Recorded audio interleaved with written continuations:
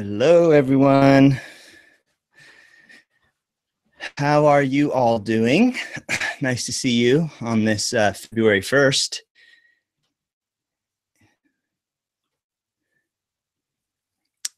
And I'm just getting everything set here.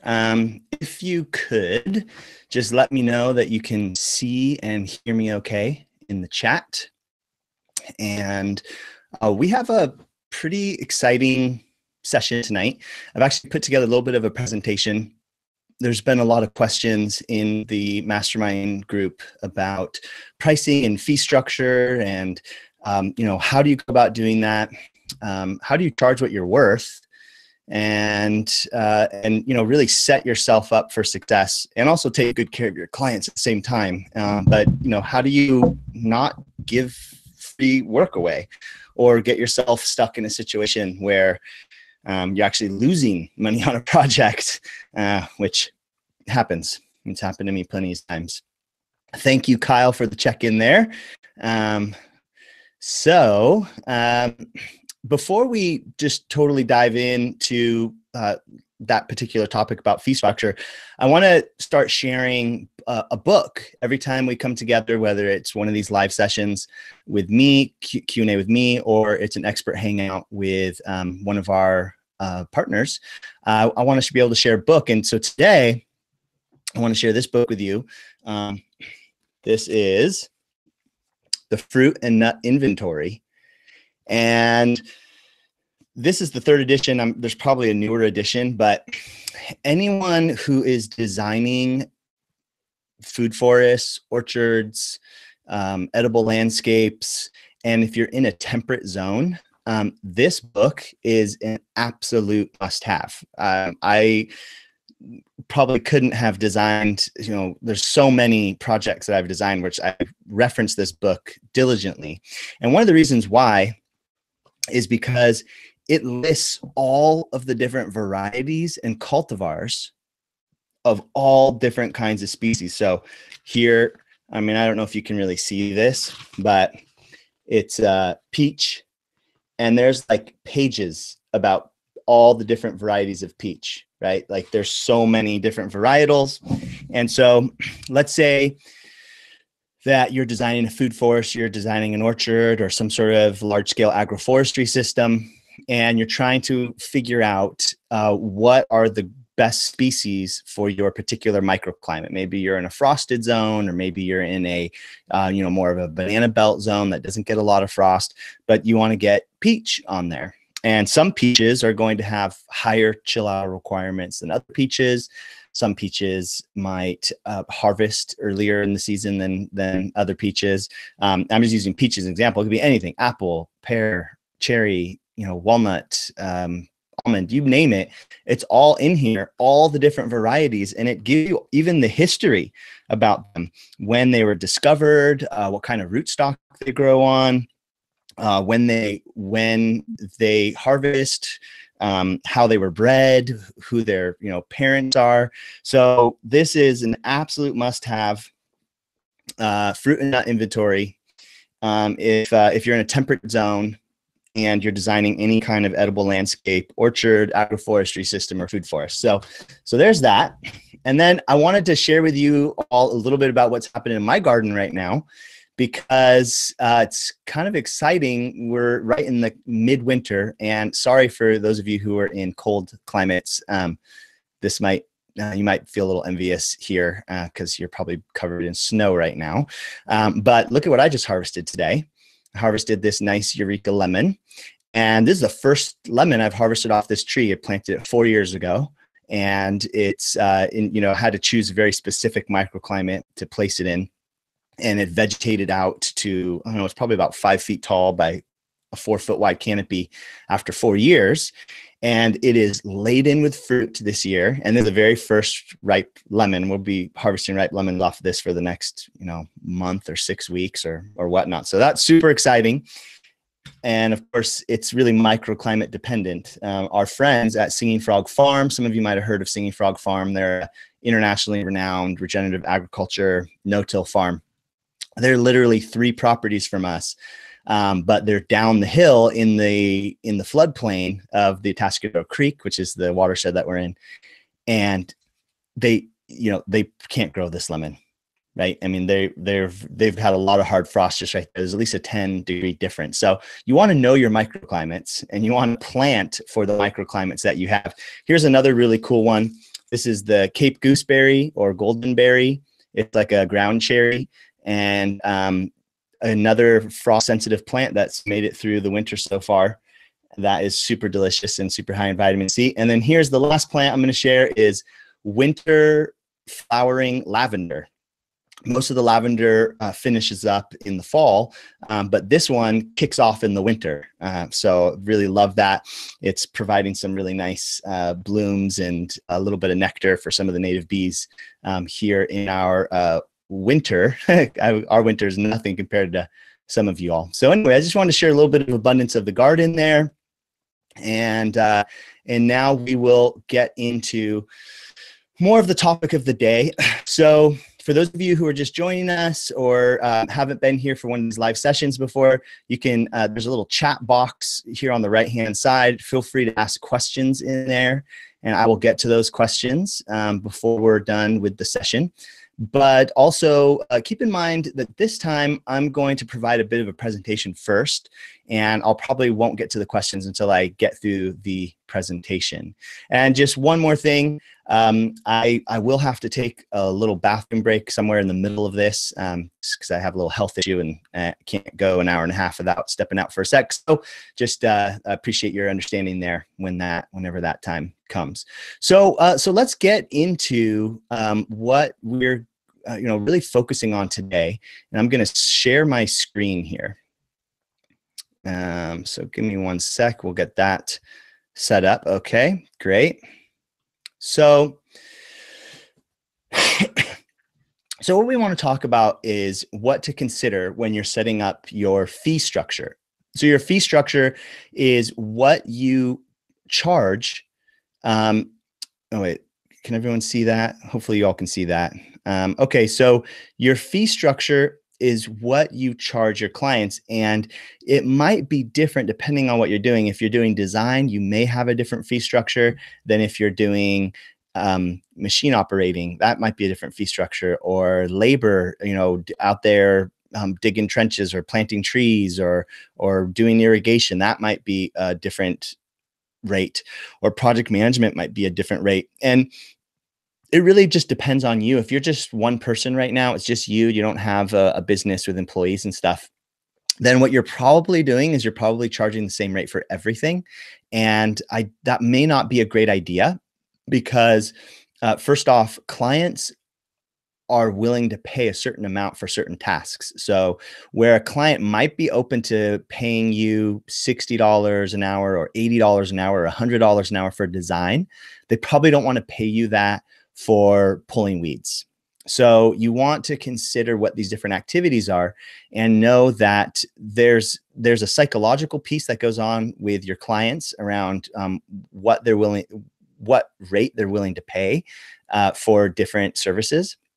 And so you may, if you're just on your own, you might want to structure your fee structure to have a few different rates depending on what you're doing. And it's pretty easy to set that up in your design proposal.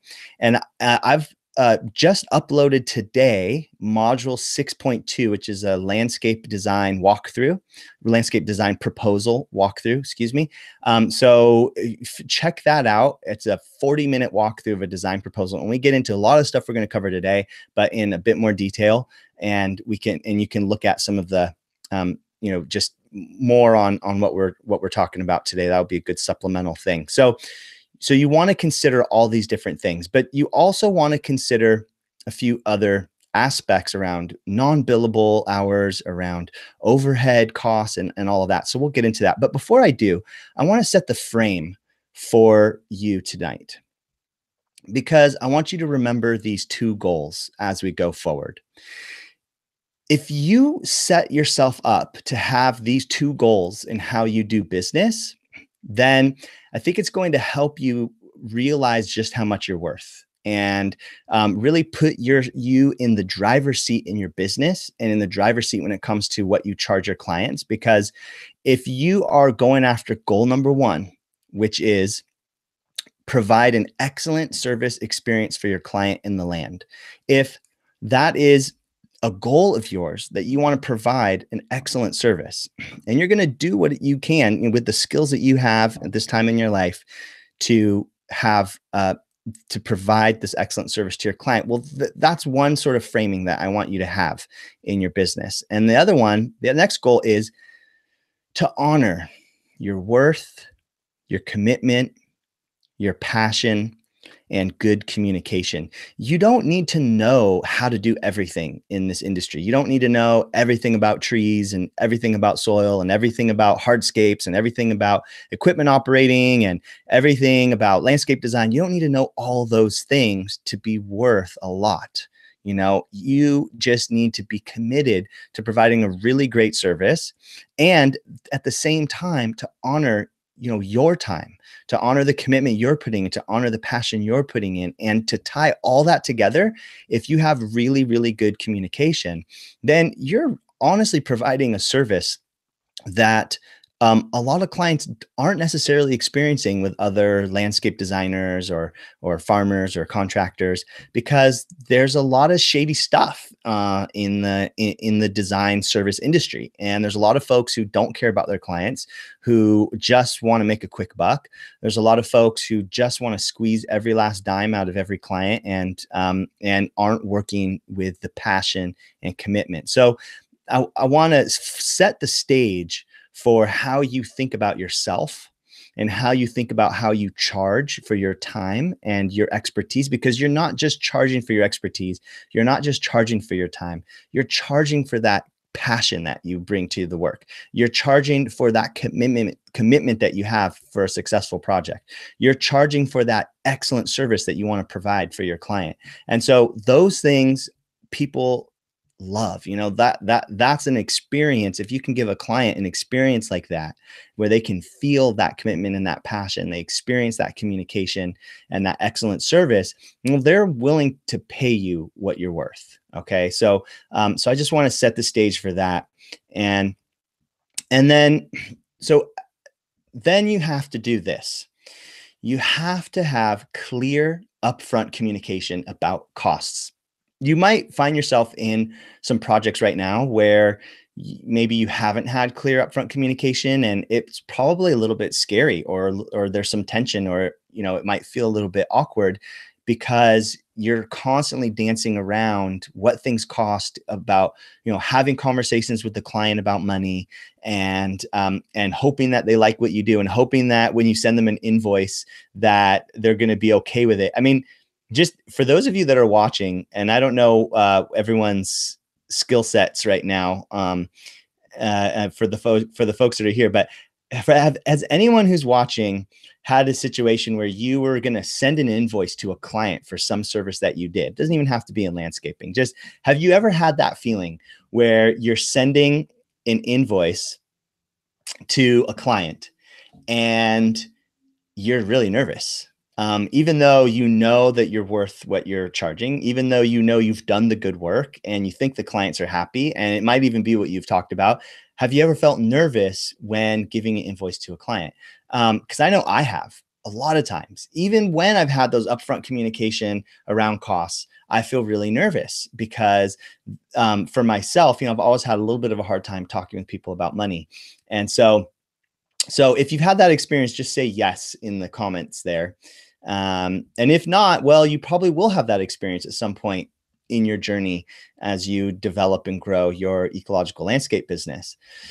So you want to be clear and upfront about you want to have clear upfront communication about costs. And that really gets to your fee structure. You want to develop that fee structure before you go into these conversations with clients. And again, I'll point you to the design proposal templates that you'll find in module 6 in the student portal. I'll point you to that and the new 6.2 module that we just uploaded today. with that design proposal walkthrough, because in there is an opportunity for you to provide a lot of clarity around what things cost, around what your rates are, and how you expect to be paid. And if you have those conversations ahead of time with your client, then you'll, it's going to be potentially a great experience, because you get that out of the way. And now you don't have so much awkwardness when it comes to dealing with money. And let's see, just Brent says yes. Hatchet and Seed Edible Landscape says, yep, for me, the worst situation was when I brought in highly reputable subcontractor who charged me 4 times what I gave him as a budget, and I tried passing it along, and that didn't go over well. Oh, goodness. Yeah. Let me just, like, yeah, I can tell it's Taylor and Solaria, right? With Hatchet and Seed. I can really feel for you for that. When you bring subcontractors on and then they end up charging you more. Real quick story. There's this really amazing permaculture earth worker. I'm not going to name his name, but he lives around here in Sonoma County where we are. And he's amazing equipment operator and total permie and like nature awareness guy. And I mean, he's wonderful in so many ways. And I used to bring him on projects. And one time I brought him in on a project, and we were building this water harvesting pond that actually had a lock pipe in it. So that means it had a pipe in the dam wall. And that pipe led to a series of terraces, which had swales on the upslope side. And so essentially we could open a gate valve and drain water out of the pond and fill any one of these terraces with water. So there's a flood irrigation system that we were designing. Super cool system. And my friend who I hired to work on this with us, he was the man to help us get this pond right. And I remember telling him, just the one thing I need you to do is tell me what things are going to cost. Keep me in the loop around how much time you're spending, and like give me weekly updates so I can pass that on to the client, and we're all clear. And so we were going into winter as this project was wrapping up, and I said, I really need your invoice. Please send me your invoice. The last thing that I could possibly handle is for you to send a huge invoice to me. Sorry, my microphone got a little messed up here. Is for you to send a huge invoice to me in the middle of winter, which is the worst time for my company because it's too wet to do any work, that I have to deal with. And so, of course, he didn't send me an invoice. I thought it was going to be about $2,000. I was sending him weekly messages. Send it to me, send it to me. I think he might have gone off to Hawaii or something. So come around January, I'm broke. He sends me a $4,000 invoice, $2,000 above what I thought it was going to be. And I have no money. I'd already invoiced the client for most of the work. And so that is just a tricky situation to be in. So I really feel for you, having to experience that. That is something you have to watch. Managing your subs. There's a module in, I don't remember what number it is, somewhere in the teens. There's a module in the student portal that that goes into managing your subs. So, all right, let's get in more to this. That's great that wasn't a big deal, you guys, even though that kind of sucks that happened. All right, so having clear upfront communication about costs, this will really set the stage for your relationship with the client, and make sure that that they know what you're charging. And as long as you have continuous communication with your client about what things are costing, about if you go over what you said you were going to go over, then things should work out pretty well. And I'm going to talk more about that here in a minute. Let me move on to the next slide here. So for those of you who are just starting out, who maybe you don't have a lot of experience yet, or you're just getting your business going, or you don't have employees, and you don't feel like you can charge really, really high rates. I've been there. We've all been there, right? Where we just like, you're getting your foot in the door in this industry and in your business, and you just don't feel like you could charge $80 or $100 for design because you just don't have that experience level yet. And so you want to charge what you think you're worth. Well, I mean, that's really smart. And I really want to support that. If you are pushing your edge, if you're in a really big learning curve on something you're doing on a design or an install or some project for a client, and you have a really big learning curve, then I wouldn't charge the highest rates. I would charge less. And then I would bring in consultants at higher rates to help teach me and coach me as I learned this new skill or this new aspect of ecological landscaping. So, but what happens is that with every new experience that you have, every new design that you get through and you provide to your client, every new installation project that you complete, after you have that experience isn't a moment where the next time you do that kind of design or the next time you do that kind of project, charge more. Every bit of experience you get, start to raise your rates for the next clients. And this is how I worked my way up from paying myself $15 an hour to on my very first project, I paid myself $15 an hour.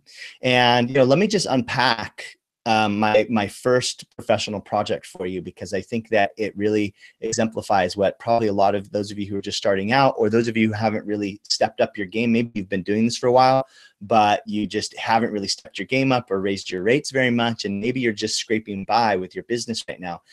And so here's what I did was my very first professional project, I charged $15 an hour. And I hired a bunch of friends to work with me, and I paid them $15 an hour. And I also charged the client $15 an hour for my friends. So even though I had to take extra time training my friends and communicating with them about scheduling, about what needed to be done and managing them, I wasn't charging the client anything extra.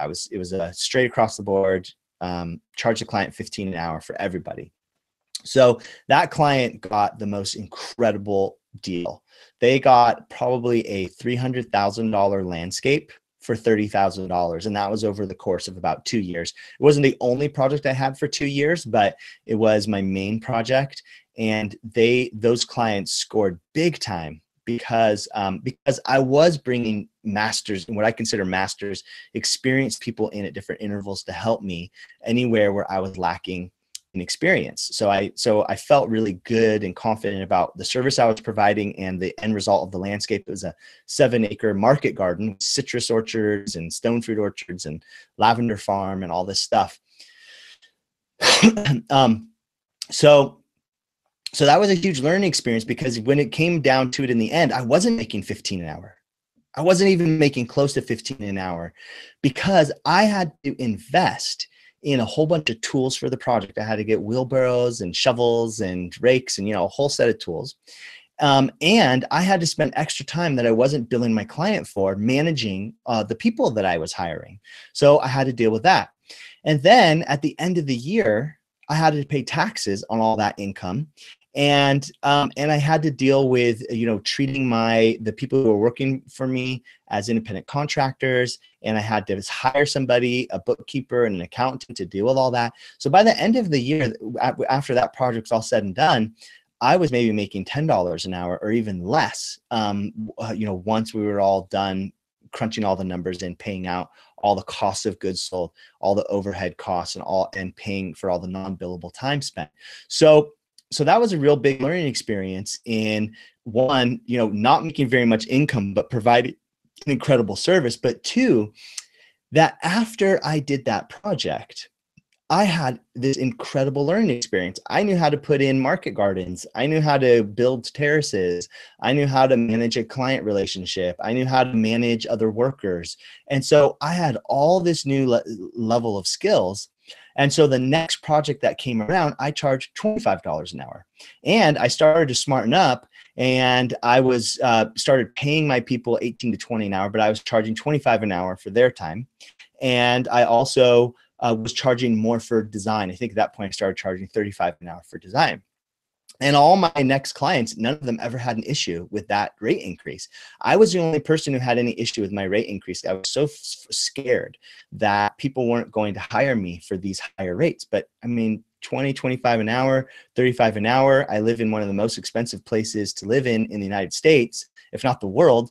that is just cutting it around living wage, really. So it's not like I was charging exorbitant costs or anything. And to keep in mind that in our region is different. In every region that you all are coming from, your region is going to have what I would call, what the market will bear, right? Like, what are people paying generally for landscape design and installation services? And most of the professional companies are all going to charge you about the same rates for labor, similar rates for design, similar rates for equipment operating, similar rates for project management. And most of these companies are going to have this breakout in your fee structure for these different activities because they know that clients are willing to pay certain amounts for these different rates. So what I'm saying here is that as you complete projects, give yourself a raise for your next project. If you're still in those lower brackets, give yourself a raise every time you get more experience and you get more confidence, and start to work your way up to this concept of what the market will bear. I'm going to go back to sharing the slides here.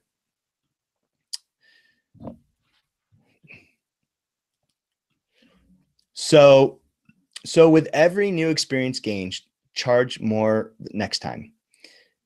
And oops, let's see. Here we go. And so that's what you want to do with new clients. So you finish a project and you have confidence, and the next time you do a project like that, you're going to charge more. But what about existing clients that you're maybe doing maintenance work for, or clients that have hired you to do projects in the past and they're going to hire you again? Well, with those, here's my suggestion is that you make incremental increases to your rates with existing clients every single year.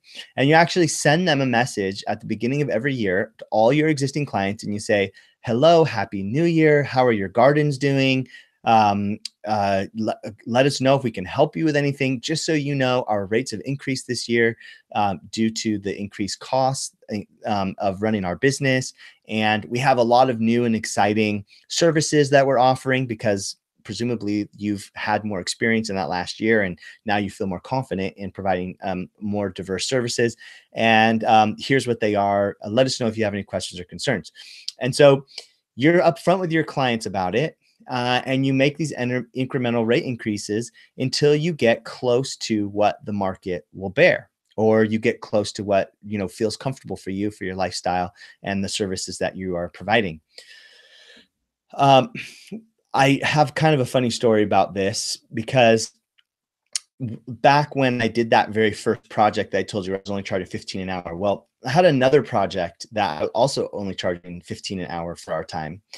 And that client was a little bit more difficult, actually very difficult client. And it was a very stressful project, and I wasn't making really any money. And I was kind of got to this point where I was going to have to make a pretty significant rate increase in order to keep the client. And so if you have any really difficult clients and you feel like you're super undercharging for the service you're providing a really difficult client, then you might utilize this tactic. If you have the privilege of having enough work that you could potentially lose that client. And so what I did was I went to this client and I said, I have to increase my rates due to my company is just, the overhead is killing me, and we have some new services we provide, and so I said my new rates are 25 an hour, not 15 an hour. Well, a funny thing happened. One, that's a really big jump. So first off, the client got pretty upset at me for making such a big jump overnight. And I kind of knew it was coming, but I also felt like it's not worth it for me to stick it out with this client at 15 an hour. I'm pretty much losing money. I'm super stressed, and I need to make more money if I'm going to be handling this kind of stress and managing a client like that. So it ended up that that client agreed to the new rates because they actually love the service we were providing them. And we moved forward with the project with that new rate, even though we had this bump in the road where the client, got pretty upset at the rate increase. But at that point, I was ready to walk away from the job because I just was not charging enough for a very stressful project. And this is what goes back to one of those earlier slides, which is honor your worth. honor your commitment, honor your passion, honor the service that you're providing. And if you're providing what you feel is a great service to somebody and you're not being honored in return, then that might not be a good match for you. So, but I would say I wouldn't suggest that every year you add $10 necessarily to your hourly wage for new clients. Like that was one lesson there was that was a pretty big bump for the client, and that caused some tension.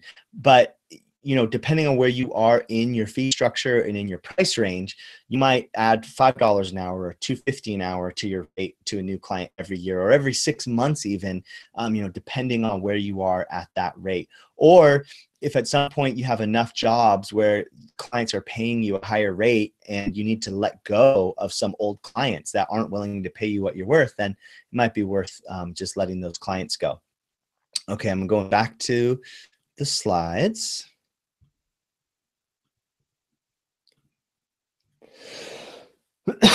Okay, let's talk about overhead costs and why they matter. So what are overhead costs?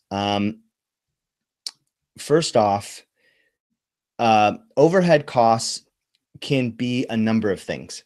One thing is it can be non-billable work that you do.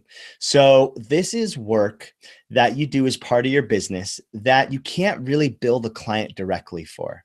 And some examples of those, and it'll be different depending on the way you set up your business, the way that you run your company, and the way that you want to do things. But some non-billable work categories might be estimates, might be internal meetings and training. So if you have employees or you have partners, you're going to have internal meetings around your business, around the services you're providing, around marketing, all this other stuff. And that's not stuff you can charge your client for, but that's time that you have to spend. And if you have employees that are part of those meetings and conversations, then you have to pay those employees to be there. So you still have a cost to your company, even though you're not bringing in any income because you're not charging a client for that time. So internal meetings and trainings, that's a non-billable. Bookkeeping is a non-billable because if you're running a successful company, and hopefully you are, and you're getting a lot of clients and a lot of projects, then you probably want to have some sort of bookkeeping system, and you're not going to be able to charge clients directly for that. Fixing mistakes is also potentially a non-billable item. If you really mess up on a project and it's your fault, totally your fault, and you need to make that right, you're not charging the client for that. So that's non-billable work. And, it happens to all of us. It happens to people who've been doing it for 40 years. They'll make mistakes and they have to pay for it. And so it's helpful to find ways to have money in the bank that can support, cushion you when you make mistakes and you have to follow up and make it right with the client. Some of your drive time might be non-billable. Like if I have employees driving to job sites, I'm not charging for every minute that an employee drives to a job site. I will charge one-way travel on every project that's over an hour away. Some people might do it different, but that's how we do it. And we also have to pay for, every time that the foreman or the project manager has to leave a job site to go to the hardware store to pick up some tools or pick up some materials. The company is paying for that. And hopefully I've built in enough cushion in the proposal that all those extra trips don't add up to the project not making any money. Now, of course, you want to be able to charge your client for things like that. But again, this kind of goes back to your own mistakes.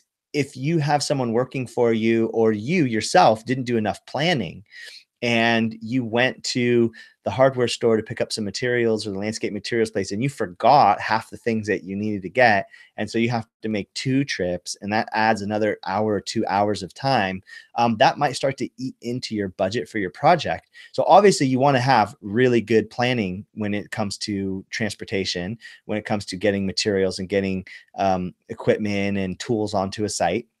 And often what we have is a tools and materials handler costs that we put into all of our installation proposals, that for every part of a project, let's say it's a water system or say it's a planting system, there's a certain amount of tools and materials handling hours that we put into the project for those different things to try to cover some of that time. And it's not always easy to totally project, but inevitably, I'm going to tell you right now, you're not going to be able to bill for all your drive time. It's just not going to happen that every single minute of your travel you're going to get to bill for. So that's non-billable time as well. And then marketing. Who's paying for marketing? That's you paying for marketing, right? So how do you cover all of this if you can't charge your client that?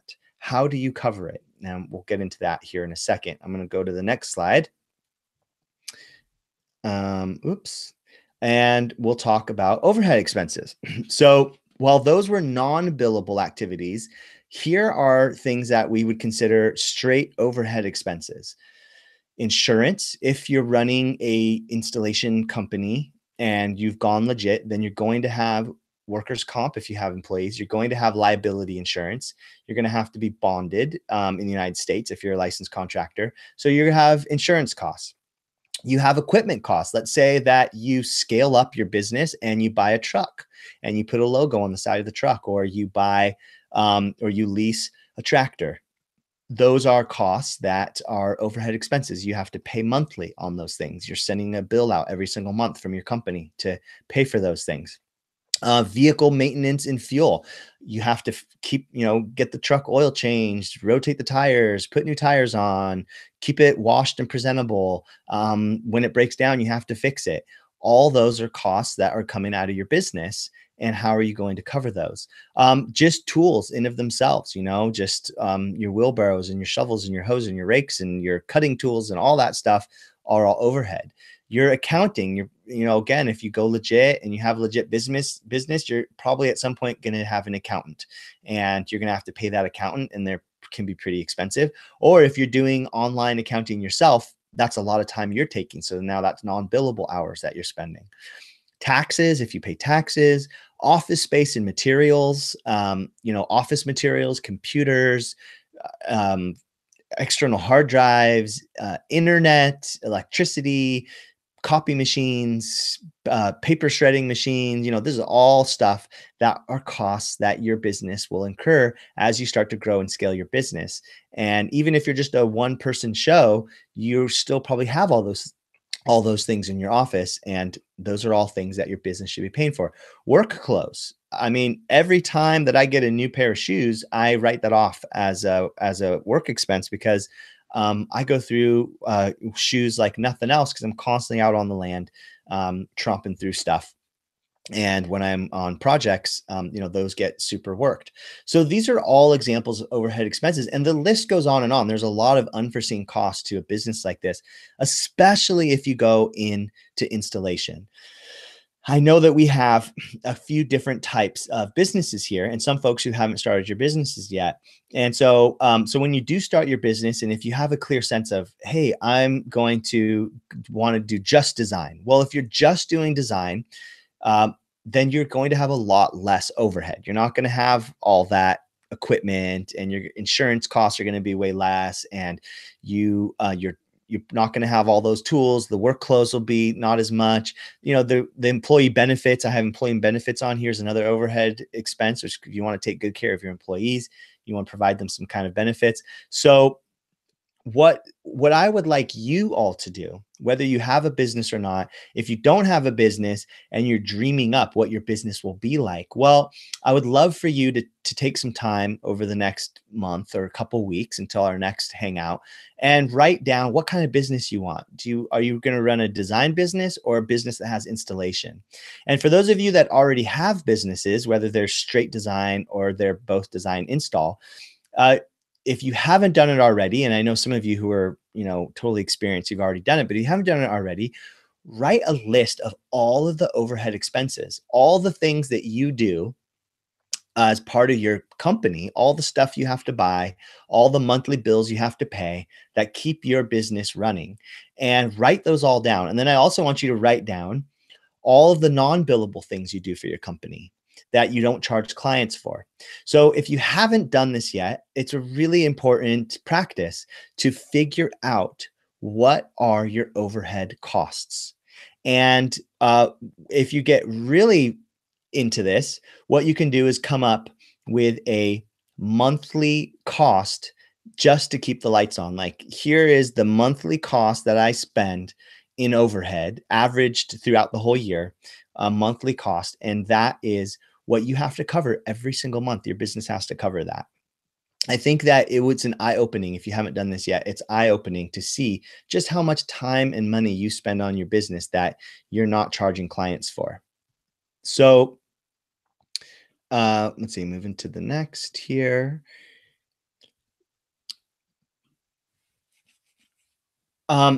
Because actually, let me go back. Sorry. Let me go back here. So how do you cover these costs? I know that's the question people are wondering. How do I cover all this non-billable work in my business? How do I cover all these overhead expenses in my business? And there are essentially two ways to cover those costs. Way number one is that your fee structure, in terms of what you charge hourly to your clients for, is above and beyond what you're paying yourself or what you're paying people who are working for you. So, for instance, in my company, we are basically operating at where the market can bear in our area. And most landscapers around here charge anywhere from $55 to $60 an hour for a landscape technician. That's somebody who's in the field, a trained laborer. I don't like to call them laborers because they're actually highly trained. So our foreman and our crew, we charge $55 an hour for every hour that they work. Now, they're not getting paid $55 an hour. Our foremen are getting paid, anywhere from $24 to $26 an hour. And most of the other workers are somewhere up to 18 or 20 an hour. The ones who've been trained and have been with us for a lot of years. We usually start people out at around 16 and then move them up. And so, but regardless of whatever they're getting paid, I'm still charging the client $55 an hour for their work because they are getting our whole package. They're getting our trained foreman, they're getting our whole team and all of our services and everything that comes with us, which is trucks and trailers and equipment and all the experience that we bring to the table. So, excuse me. So we charge $55 an hour. Now, we're established. We've been around for 12 years. We have a good reputation. We have tons of projects under our belt. So people don't mind. I mean, some people mind, obviously, but even folks who are, not wealthy people, but just have projects, single family residence type people, homesteader type people, they'll hire us for projects because one thing about a crew like ours is that we are very, very efficient. We know exactly what we're doing. We work really hard. We work really fast and have really high quality. And so what we can get done at 55 an hour is going to really cost a client less than if somebody who doesn't have all of that experience tries to do it. They're going to spend many, many more hours trying to get the same thing done and probably with less quality in the end. So that's why you incrementally work your rates up. Once you gain more confidence and more experience and more jobs under your belt, you just keep charging more and more to the next client. And you also have built up more of a portfolio because every project done, you document that, you get that on your website, you get that in your portfolio. And now you can show just how much you're worth. So that's one way, is to charge higher rates above and beyond what you're paying yourself or your workers. And then that extra money, like if I'm paying my foreman $25 an hour, but I charge $55 an hour, well, that extra $30 an hour, that's covering all that stuff: insurance, taxes, equipment, all the non-billables. I actually have people who work for me who are 100% non-billable. My business manager, who's actually runs Permaculture Artisans, she's completely non-billable. She does all the invoicing. She takes calls. She manages all the managers. She does all the bookkeeping. She, does any number of different tasks, and I can't charge the client for that, for her work. So So her salary comes out of that above and beyond percentage that we charge on the hourly rate. And then again, design, we charge $100 an hour for design, but we're not paying $100 an hour to our designers. Again, that's another above and beyond, and that extra is what provides for all the basic workings of the company. So that's one way that you can cover all of that. Now, the second way that you cover non-billable and overhead expenses is by doing bidded projects. So these are projects that are not time and materials. These are projects that are that you've said, okay, it's going to cost $5,000 for this food forest. And within the $5,000, you've budgeted the labor, the materials, all your overhead expenses, and all your non-billable time you think you'll spend on the project. All of that is covered in that $5,000 bid. So you go to the client and you say, this whole project, which includes design deliverable, an installation deliverable, you know, an irrigation system, whatever it may be, that you make sure that you priced that at that full to cover all your non-billable and overhead expenses. So those are the two ways that you can make up for, oops, sorry. I'm trying to get back to my slides here. So those are the two ways that you can make up for your overhead expenses and your non-billable expenses. So let's keep going here. We are going to get to questions here in just a few minutes, so bear with me, everybody. Thanks. So with enough experience and confidence, you can charge what the market can bear. And so I went through that about how you would get up to that point. And so all of this being said, because I know some of you are thinking this, I know you're thinking this. All that being said, especially for those of you that aren't willing to charge what you're worth yet, you know who you are. It's good to be flexible. It's good to follow passion projects with which build social capital. So I am not saying that you should go out there and with every single project that comes across your lap, you should charge the highest possible rates every single time. I don't think that that necessarily is, that's not the kind of business I want to run. And it doesn't really follow through on the permaculture ethic of, you know, earth care and people care.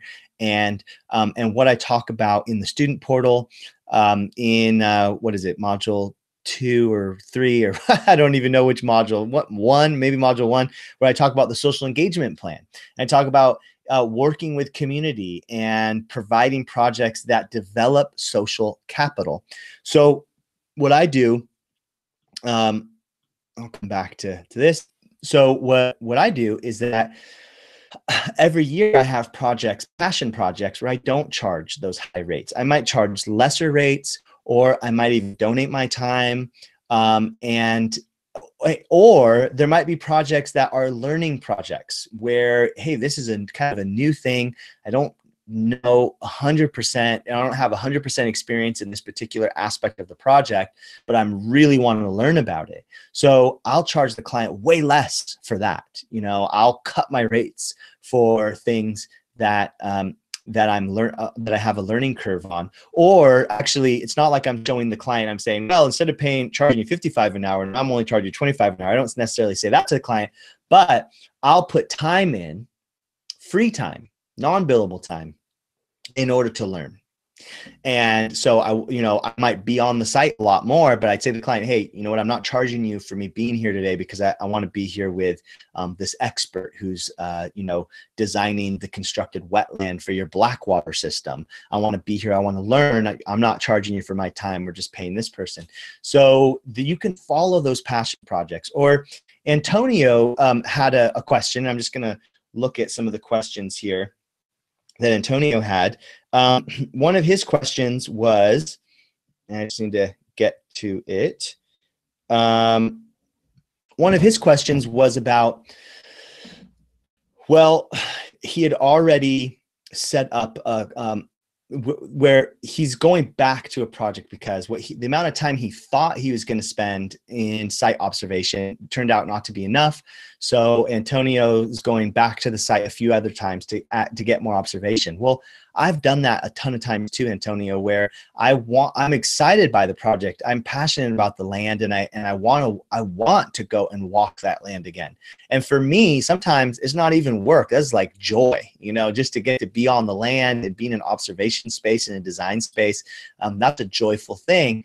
And so if you're going to add more time to your process for yourself that you didn't communicate to the client about, because either you misjudged what it would cost, or you're just really excited and you want to do an amazing job, then you may not charge for that. That's a case-by-case basis. It's a client-by-client, project-by-project basis. But I think that having some flexibility in your fee structure, having some flexibility in what you charge folks, and keeping yourself open to taking on really cool projects or following your passion on projects and not charging exorbitant rates, that's a great practice. And then that other side that I was saying about doing community projects that build social capital, that is like future clients, future money in the bank.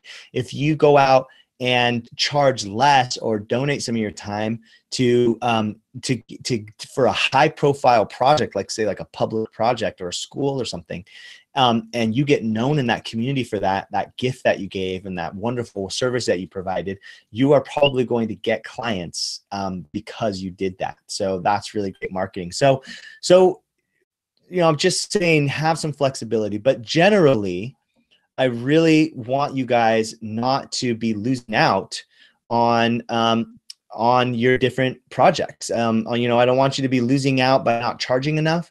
I don't want you to lose out because you didn't consider your overhead expenses. You didn't consider your non-billable time. And so now you're working, and it feels like you're not really making anything. It feels like you're just paycheck to paycheck, barely making it financially, but you're like working all the time.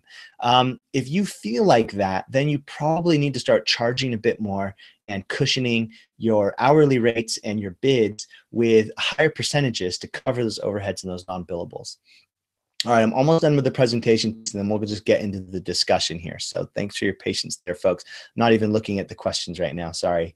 Let me just get through this. So let me just give you a note on change orders, because this is this is some tricky terrain right here.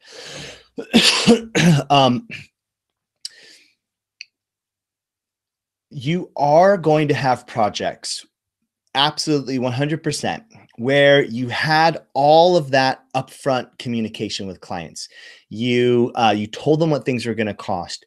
You came up with a specific scope to your project, and agreed to a certain cost for a particular scope. And then you think it's all worked out, and you've cushioned your project either through your bid or you've cushioned it through your hourly rates. And then the client wants to do more, or something happens. You're digging in the ground and there's a 10-ton boulder there that nobody knew about, and you're supposed to put a pond right there or something, right? So unforeseen conditions, project creep, these things are going to happen on projects. And even if you've cushioned your fee structure and your bids to cover all those non-billables and all those overheads, there's still this situation where things come up, and who's going to pay for them?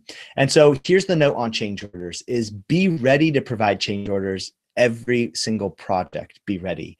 And as long as you've had that upfront communication where you really clarified the scope of the project, exactly what you're going to deliver, and that you built that cushion in for yourself, don't let the cushion that you put into your fee structure get eaten up because a client wants to add to the scope, or because there's some unforeseen condition that there's no way you could have known about, but it's the reality of the project. You shouldn't necessarily have to pay for that.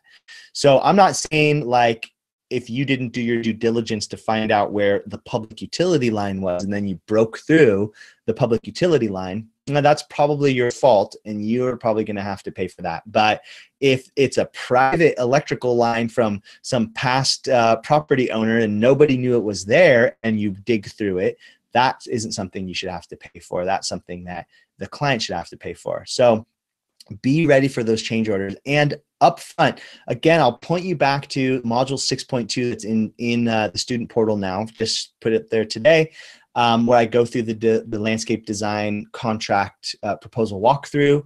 And in there, you'll see just how many times we put notes in about if conditions change or if the client adds things. It's really, really clear in the contract that if conditions change or you add to the scope of the project, that we're going to charge you more for that.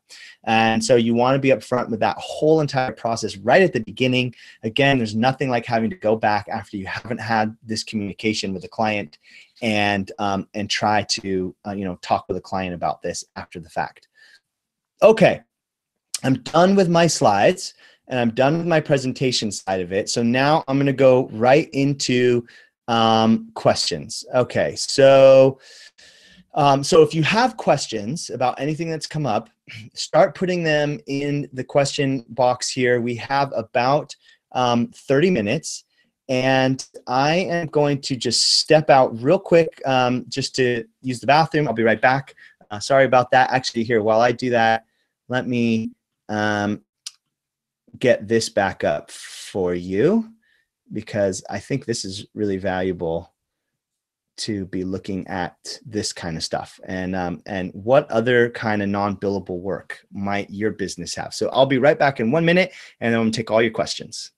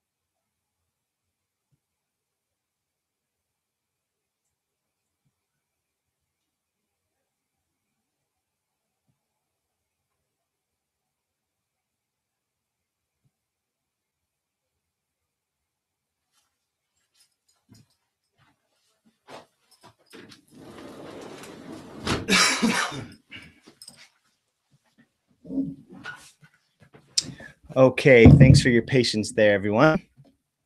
Coming back now. And let's see, what do you have for me here? Okay. All right, so I'm just reading through a few things here. Hatchet and Seed said, just for interest sake, we currently charge $45 an hour for landscape horticulturist, $55 an hour for fruit tree pruning, and $75 an hour for design time. Yeah, exactly. So, every region is going to be totally different. I hope and guess that fee structure works for you all, and that it's competitive with folks in your area. Now, think about this, though, for a second, just for the $75 an hour for design time. And I looked at your all's website and your experience, and you're, super professional and have such a great service to offer. And so I just wonder, what are the landscape architects charging in your community? And do you feel like that some of the experience you bring and some of the innovation you bring to a project is on par with what a landscape architect would bring? Because landscape architects generally charge a lot more, and I'm not saying we should charge what they charge, but for instance, we may have a landscape architect who charges $200 an hour, and we're charging $100 an hour. And so, it kind of works out. So I think that your rates look great, and I don't know your region, but there's something that in me that just thinks, God, you could probably charge more for design time. But you guys will know better. And then Hatchet and Seed are saying, love the idea of business manager. Can you give us an idea of her salary, hours, week, month? Yeah, absolutely. So right now, my business manager is at about $30 an hour. She might be a little bit under that right now, but she's about $30 an hour right now, and she's working full time. So 40 hours a week. And she's basically taking care of everything. She's running everything. And I would be paying her quite a bit more if, if the business was doing a bit better. I mean, the business is doing great. Permaculture Artisans is grossing 1 million in a year in sales, but we have a lot of employees and we have insane amounts of overhead expenses. And we're trying to, and here we have someone who is completely non-billable. So our goal, and she and I talk a lot, and she's really bought into the bigger vision of Permaculture Artisans and what our future visions are. My goal is to get her up towards a 6-figure salary someday. That's my goal.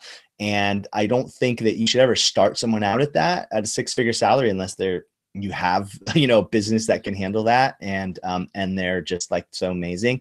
My business manager is worth 6 figures.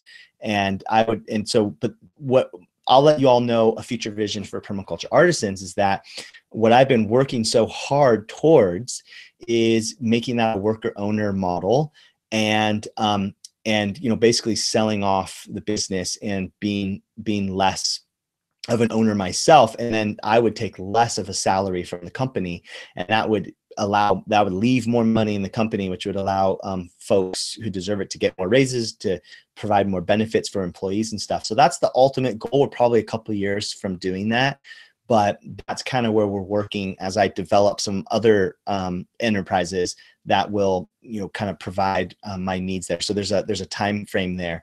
But I'll tell you what, having a business manager has allowed the company to scale, has allowed me to go out and get those higher profile clients, or other folks to get those higher profile clients. So there's something to be said about when you become the bottleneck to the growth of your business. And that's something to watch out for. If you become the bottleneck where it's like you can't even get to all the potential projects because you're the one who's doing all the estimating, you're the one who's taking all the phone calls, you're the one who's doing all the consultations, you're the one who's doing all the design. If you're in that kind of a situation, then you've really bottlenecked your business. You really can't grow, right? Because there's only so much time that you have, and there's only so many things that you can do and so many balls you can keep in the air. So as soon as you get an administrative assistant in, which, Denise is our business manager. She's like the boss, and she holds a lot of responsibility. But before getting a business manager, I think it would be getting an administrative assistant. That would be the next stage, would be that. And I think that what an administrative assistant can do is to do a lot of those non-billable things that you maybe don't have the passion to do: the phone calling, dealing with insurance agents, talking with clients, working out marketing materials, doing bookkeeping, doing accounting, all that kind of stuff an administrative assistant can do. And that will leave more space for you to be able to expand your role in the business and get more clients. And so little by little, I think that there's a kind of a hiring plan that you all should be thinking about at Hatchet and Seed, sort of a hiring plan over the next couple years on how you can get more and more out of being the bottleneck and getting other trained people that you trust into some of those roles. And then that allows you to seriously grow your business from there. And that's kind of the only way that you're going to do it. So I want to take Kyle's question here. How do I find out what the market can bear in my area? Great question, Kyle. So here's what you do. Google landscape contractors in your area, or landscape designers in your area. They don't have to be ecological, and they don't have to be ecological, and they can just be traditional landscapers. Call them up. You don't have to tell them that you're starting a company or anything. You can just ask them, hey, what are your rates? What are your rates for this kind of project? What are your rates for that kind of a project? And go ahead and just check out what are people charging in your area. And most folks, most companies, especially established ones, will have no problem just telling you, here's what our design fees are, here's what our installation fees are. And that should give you a good sense, especially if you check in with 2 or 3 different companies. And you could just say, oh, I have a project and I'm just looking into potential landscape companies. You could just say that, and then just get rates from those different companies. And then you'll see a pattern. You'll see an average of what people are charging, and that will give you a sense of what people charge in your area. Admin assistant plus babysitter, do those exist? Oh yeah. They do, actually. That's so funny you say that. My first bookkeeper admin assistant, I used to have an office in my house. Like this office right here is down in the garage, separate from the house, but we used to have an office in the house. And so my admin would come to work, and my son was about a year old. And yeah, sometimes she would babysit, and she would take care of the baby and all that. So you can work different things out. I would say though that for someone like that, who's sort of just like doing administrative stuff on the side and babysitting on the side, they're probably not a good long-term fit for you. Probably you want to find someone really professional who loves organizing and loves being an administrator, who it can really sink their teeth into that. There is some trickiness. I know you were just making a joke too, but there is a little bit of a trick to having people in your personal business and your business, and it's good to keep those things separate if you can. Yeah, Kyle, if there aren't a lot of ecological landscapers in your area, then you get to fill the niche, man. Like, that's a good thing, because that means that as you develop your business, you're going to stand out. And there's probably clientele in your community that are looking for someone like you, some are looking for an ecological landscaper and not really finding them.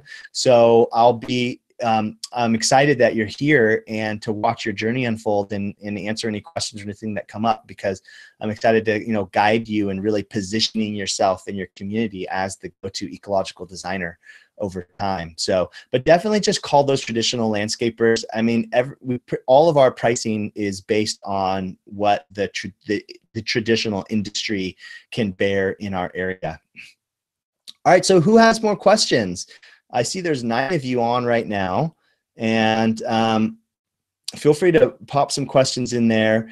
I'm going to try to get back to Antonio's questions that he left in the Facebook group. So give me a second while I search that out here.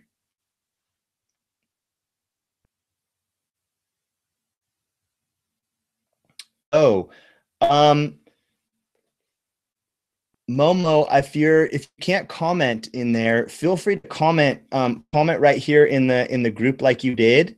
And if you want to ask any questions right in the Facebook group, I see that you put that in 49 minutes ago. Oh my gosh, sorry about that.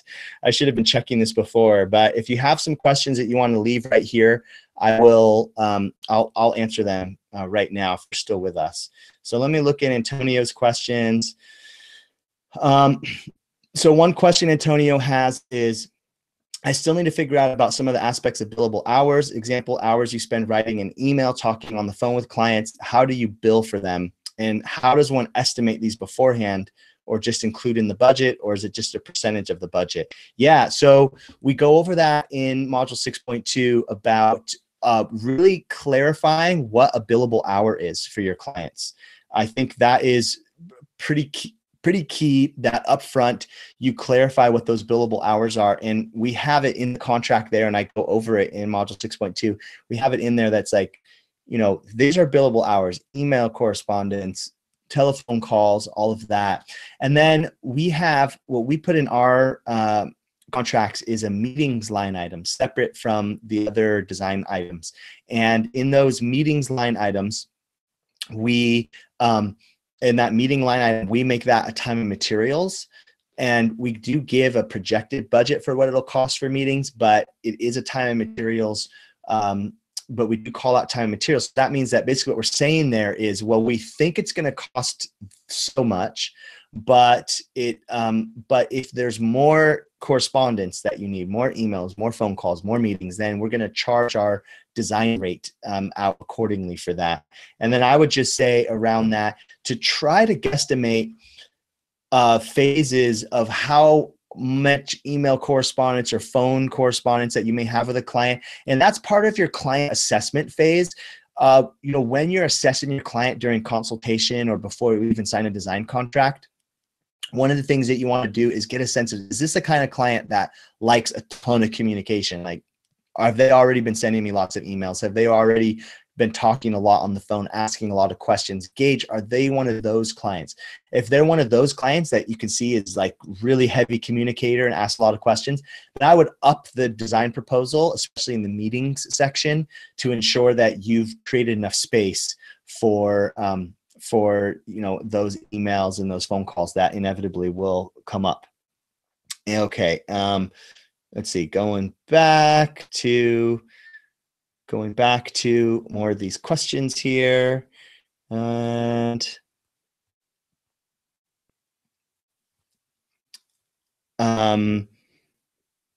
okay, I covered non-billable hours. So I think I answered most of your questions, Antonio, in the presentation, but let me know if anything else was missed, and we can definitely get into that. So do we give free estimates? You stopped that for the smaller residential clients who actually need design consultation to figure out what they actually want. Yeah, we do give free estimates, but we don't give estimates until we've gone through a design. It's kind of common practice around here to give free estimates.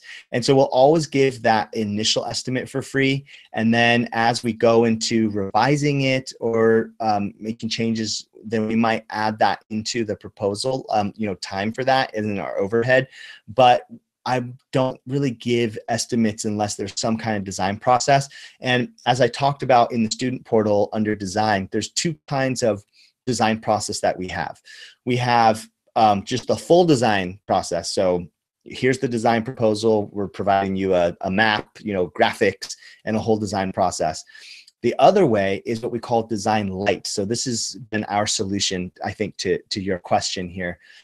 And so what design light is when a client says, okay, so we are don't want to design. We just want installation. Like, we don't want a design map. We want to save money there. We just want you to come out and install something. Well, we coach the client and say, that's great. We definitely want to be able to provide that for you, but we have to do design light first. And what design light is us coming out to the site and having a few hours to really come up with what the estimate's going to be, to measure things out, come up with materials, all of that. And the client will pay for that. So if a client wants to skip the formal design process, we get them into a design light process. And in that design light process, we come up with an estimate. And so they charge, like, if they spend a couple $100s, probably rather than a few $1,000s that they would have to spend for a full design, now they're just spending a few $100s essentially to get an estimate based on a really, design from the hip process that we just did in the field, because, they just want to plant 5 fruit trees. Why do I need a design plan to plant 5 fruit trees? Just come out here, do your site assessment, show me where the trees are going to go, let's plant them. And, that's a pretty common thing. So yeah, they will pay for that. So that's kind of how we work that. I think we're kind of on the same page there. And then you say, when you have a phone call with a potential client and they clearly know what they want and it sounds like a great project for us, you'll go for a free estimate. Otherwise, we charge for consultation. Yeah, we'll pretty much operate the same way. Although we always charge for a consultation. We don't generally do any over the phone, like, until we've come out to your site and assessed the situation. Then we'll be able to give you a free estimate once we've done that. So we generally will always go out to the site first and then give them a free estimate. And we charge $100 an hour for a consultation. But if the client signs up for a design project or an install project over a certain threshold, like $2,000, then we credit the cost of the consultation into that design project or that estimate. And of course, we just add the cushion into those proposals in order to cover our consultation costs, but we do provide that credit to them and ensure that, that they know that it's now part of this next phase of the process. So Mary, hi, I'm glad you were able to comment here.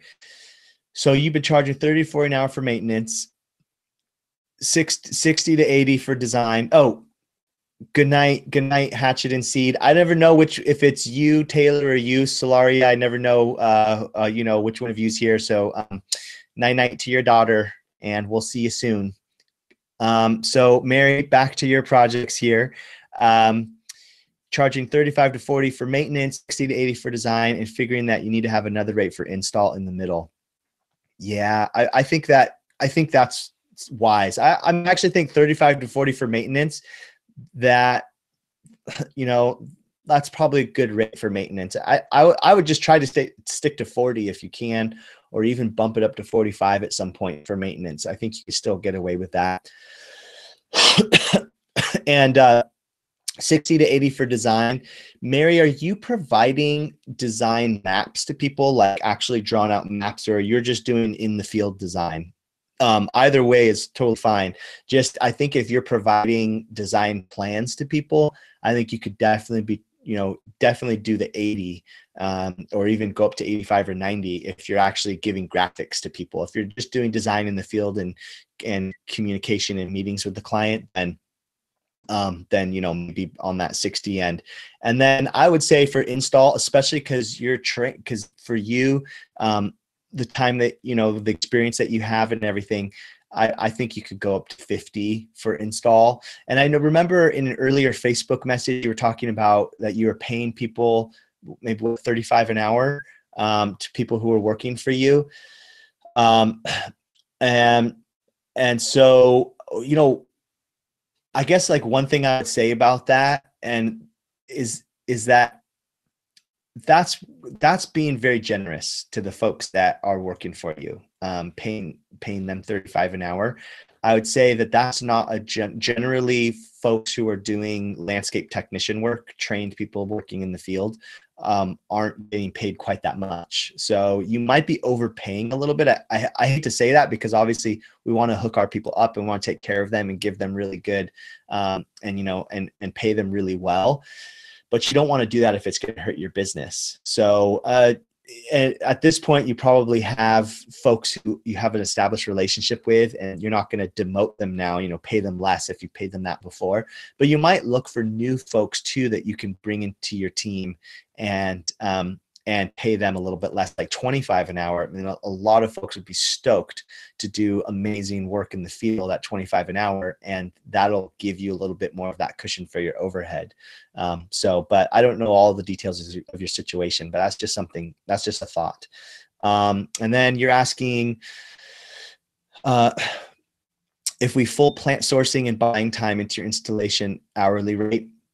Yeah, definitely. So the way we do that is I consider that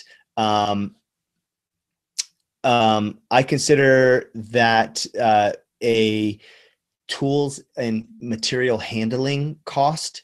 So with every install project, the way that I would set out a design, an installation project, let's say you were breaking up the installation project into a few different parts of the project. Maybe you have a drip irrigation line, and you have a planting line item, and maybe you have a pathway line item. So let's say you have 3 different parts of the project that you independently estimate each part for. So within each of those parts, if it's the planting or it's the drip irrigation or it's the pathway, I will come up with a projected amount of tools and material handling costs. So whatever time I think it might take for that phase of the project to travel to the landscape materials store, travel to the nursery, all of that stuff, I would include that into my budget for each line item. I consider what I think the tools and materials handling would be. We're not always right. Sometimes it's less, sometimes it's more, but it just kind of works out in the wash. So hopefully that helps there. And then Excuse me, you all. I'm getting over a cold. So, so insurance. Yeah, I think, if you have to ask yourself if you're going to go for your license, your contractor's license or not. And, if we should have a session here where we talk about have a therapy session for folks who are scared to get their contractor's license. I'm not saying that's you, Mary, but I know that I was terrified to get my license, and although a lot of students I've worked with have really, that's been a blocking part of the process. And so I think that if you think you're going to get your contractor's license at some point, which I would suggest doing, it's a lot easier than it seems. And with the amount of experience that you have, Mary, I think that you could easily rock that out and get a contractor's license and charge more. And then you absolutely have to have insurance. You have to have workers' comp for any employees, and you have to have liability insurance to protect anything that happens. So let me unpack that a little bit more, because for folks who don't have a contractor's license or you're not going for it, here's the importance of insurance. If you have someone on the site that gets injured, let's say you've hired an independent contractor, your friend, let's say, and they break their ankle on a job site for somehow. If depending on who they are and your relationship with them, they have the right to have the health care costs of going to the hospital, going to doctors, getting x-rays, getting treatment, whatever. They have the right for that to be covered by insurance. And if they don't have health insurance and they get injured, then that is putting yourself in a liability situation where they could sue you. And that could be obviously terrible. And let's hope nothing like that ever happens to anybody in this community. But that is that's one worst case scenario that can happen. And I'm happy to say that at Permaculture Artisans, knock on wood, we've had a really great luck in not having a lot of injuries. But we did have an instance where one of my foremen, cut his shin using a grinder machine. He was cutting the bottom off of this concrete drain inlet, and it just kind of skipped off somehow in his shin. He had to go to the hospital. He had to get stitches, and all of that was covered under our workers' comp. I don't know what kind of health insurance he had. If being here in the United States, it's kind of sketchy. Like, not a lot of people have health insurance because they can't afford it. So that's one worst case scenario. The second worst case scenario is, and let's hope nothing like this ever happens, a client's property gets damaged by something that you've done, that you have damaged, even as much as, and this may sound like an overarching kind of example, but let's just say that you built a garden bed next to somebody's house, and the mulch was a little too high on the wood paneling of that house, and over a couple years there was dry rot in there, and termites got in there and started to rot out that part of the house. Well, potentially a client could come back to you and say, hey, you put the mulch too high up on the building. That's what caused all the damage to my house. I need you to pay for that. That's what liability insurance is for. Liability insurance is there to cover things like that. Now, that's kind of a weird example. A better example would be somebody's moving a boulder, and it falls out of the wheelbarrow and rolls down into somebody's kitchen or into the side of someone's car. Any kind of damage like that has to be covered somehow, and that's what your liability insurance is for. So hopefully we never have to use these things, but things do happen on jobs, and so that kind of thing could potentially happen. Hopefully that helped. So, okay, folks, we got about 5 minutes left, so I'm just going to wrap it up. If you have any last questions, those of you who are still on, please feel free to add those questions now before we wrap it up. And so I just wanted to mention a couple things. First off, keep using the mastermind group. I think that we could be supporting each other in new and wonderful ways there. I would love to hear success stories. I would love to hear failure stories as well. So if you have any success stories about a project that's going really, really well, share that in the group. Share some pictures of that project. Let us know. Let the group know. How your process in getting that. Or if you had a situation where something happened on a project that wasn't so good, this is a safe space. We're all navigating the ecological landscape industry and the professional permaculture world together, and let us know so we can be supportive of you and that we can all learn from each other's mistakes. And if you're just starting out and you're feeling stuck somewhere, stuck in a part of the process, stuck in how to get your business going, ask those questions in the group. I'm trying to be in there as much as I can. I guarantee that at least once or twice a week, I will go in and answer every question that I see in there for now. And hopefully I can be quicker in my response too, but it might take a couple days sometimes, but I'm very happy to jump in there, answer all of your questions. And also let us know what we should be talking more about in these live sessions. What are some other topics, some other issues we want to work through? And it doesn't just have to be business stuff. I realize that some of you might be wanting to talk more about plants. You might be wanting to talk more about water harvesting. You might want to talk more about some of the technique stuff. And we can totally get into technique of all of that. So please feel free to let me know all about what you want to learn more about, any techniques that we should be talking more about. We are currently working on getting more of our experts confirmed for you. I've got all kinds of amazing global experts signed up for the expert hangouts each month, but we're just getting them scheduled for the exact days. We're still working that out. Just today, I got confirmation that we'll have Michael Ogden on as an expert hangout, maybe even this month. And for those of you who don't know who Michael Ogden is, he is one of the premier international wastewater experts. This is a guy who designs large-scale wetlands to bioremediate black water, to even large-scale communities where city scale level or eco-village scale level, and then all the way down to smaller scale systems too. So we're going to have Michael Ogden on. Hopefully he's going to be our February guest, and we'll get all into wastewater treatment and methods for doing that, and how you might include some of that into your design and into your projects. So yeah, we'll see you in the Facebook Mastermind community, and let us know how things are going for you and your project. Oh, and one last thing, I'm probably going to do a little Facebook Live on this here soon, but last week we put a plant database worksheet up in the Mastermind community, and we've also put it up in the plant module in the student portal.